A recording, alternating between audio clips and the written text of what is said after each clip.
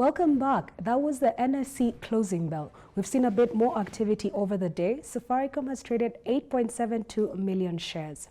Following closely behind was Equity Bank at 5 million shares, but we've seen about a 3.77% price drop to 51. KCB has traded 2.45 million shares at a price of 51.50. That's all for us from the NSE. Now we go back and talk about the financial trends in the banking sector. Should you be buying these banking stocks today? Is technology going to be an enabler for double-digit, if not triple-digit growth in these banks? We are in studio with Mr. Kevin Ayugi. He's the head of digital channels at Family Bank. Kevin, before we took a break, we were now talking about the cost-to-income ratio. We're coming down to the financials and what do all these trends mean? We were comparing the cost-to-income ratio of Family Bank today vis-a-vis the industry and where we expect that to go. So what is happening when you're looking at the financial technology at Family Bank? Okay.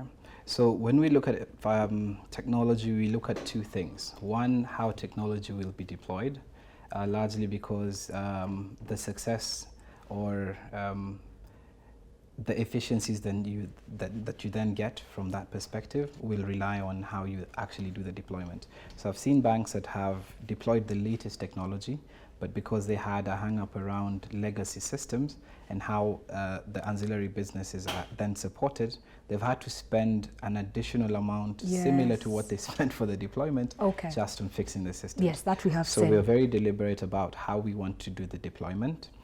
We want to be very deliberate as well about how we do the distribution. So in areas where we're not as successful, we want to redeploy those branches to different areas within the same locality, and then also create a lot of a sales culture within the branch as opposed to a service culture. So everything that we believe is service oriented or is a mundane repetitive task, we want to introduce into our robotics process automation. So that will also cut a lot of manpower, which we can then send to the frontline as sales force. It will also improve the cost to income ratio with the time we spend around processing. About sometime last year, fating of a loan would take more than 48 hours. Right now, you can get that instantly. So we're seeing a lot of those efficiencies even as we are able to serve our customers. We're also monitoring our NPS scores across the industry, which is so NPS is your net promoter score. Largely, this is the ratio between your detractors and your net promoters. So then that ratio usually tells you how well you're actually serving your customers.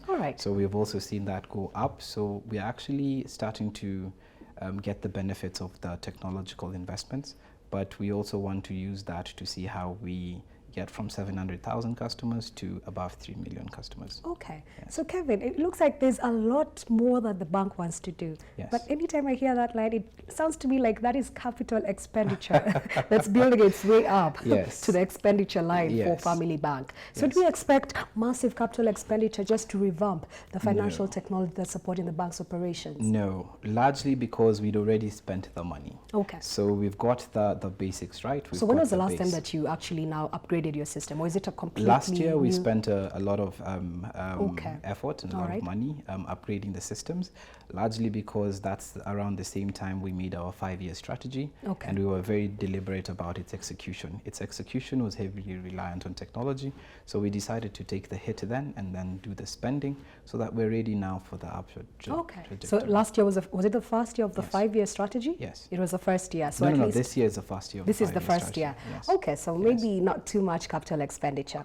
Then when you're looking at the next 5 years for Family Bank, and especially in the seat that you're in, what does having your current expenditure on financial technology mean? Does it take your growth to a double digit?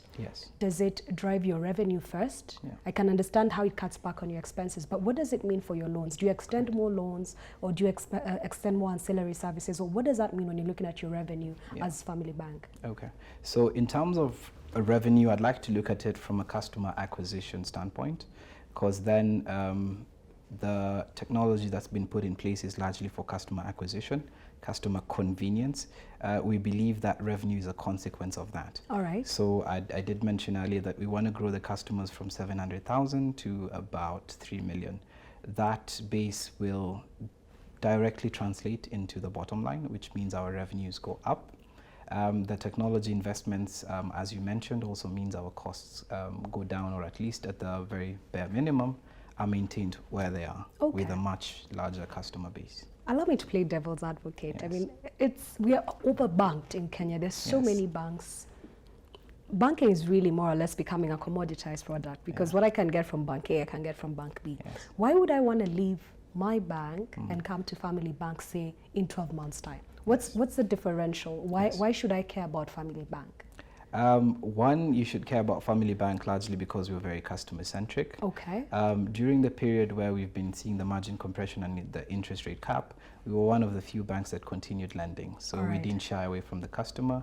We're a very strong SME bank. So the SME, being the driver of the economy, has been choked of credit for the longest time. We do have a mantra where we say we are with you for life, not just in the good times.